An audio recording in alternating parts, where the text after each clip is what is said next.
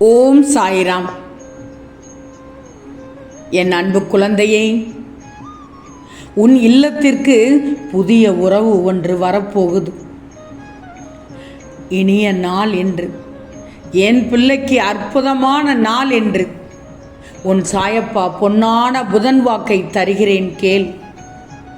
உன் இல்லத்திற்கு புதிய உறவு ஒன்று வரப்போகிறது.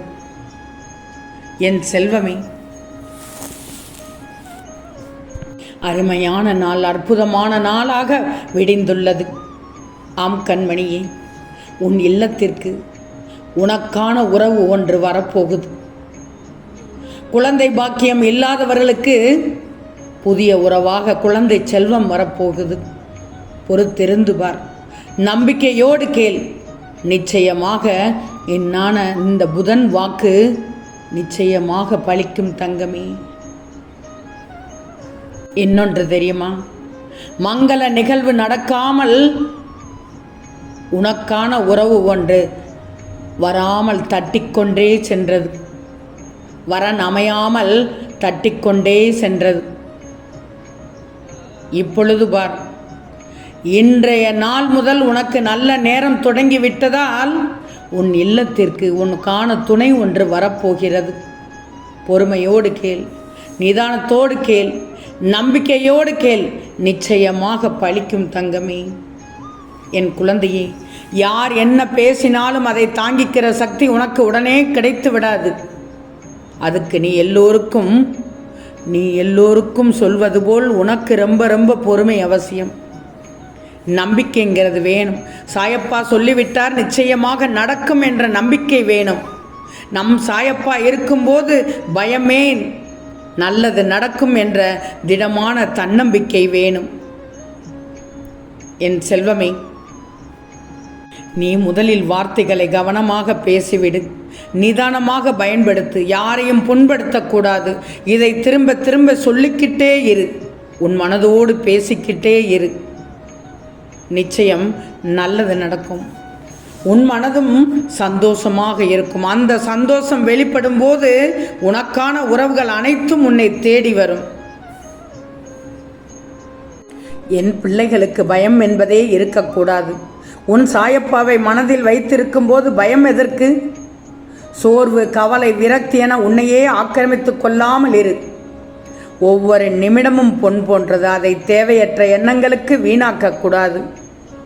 எல்லோருக்கும் வாழ்க்கையில் சண்டை, சச்சரவுகள், பிரச்சனைகள், கஷ்டங்கள், கவலைகள், தடங்கல்கள், புலம்பல்கள் எல்லாமே இருக்கத்தானே செய்யும்.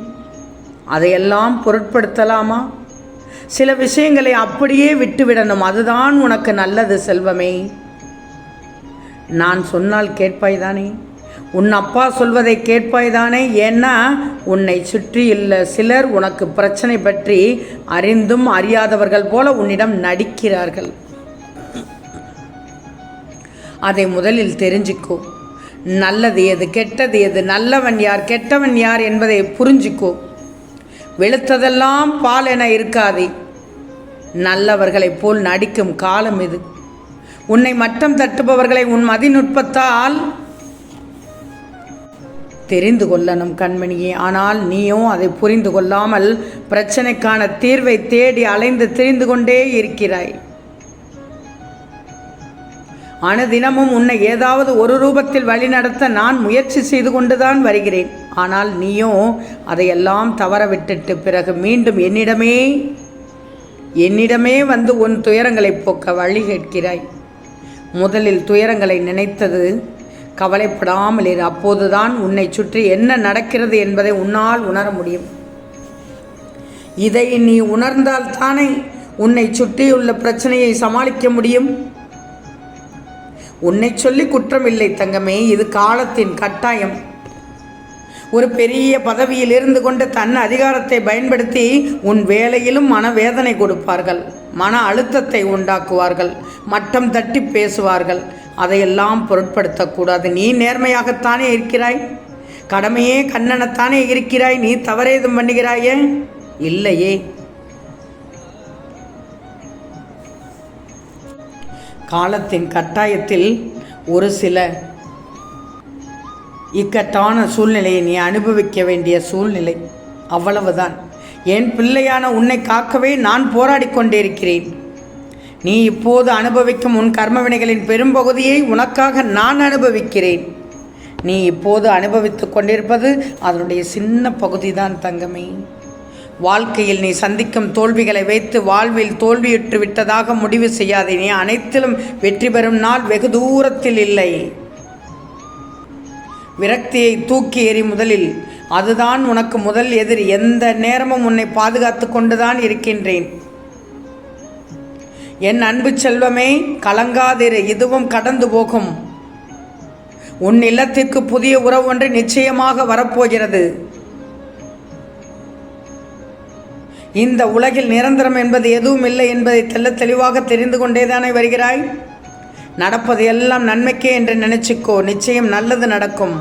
அதுவும் நன்றாகவே நடக்கும்.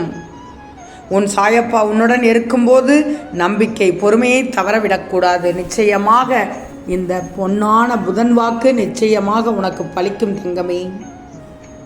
ஒன்று மட்டும் நல்லா தெரிஞ்சுக்கோ, யாரையும் திருத்த நினைக்காதே.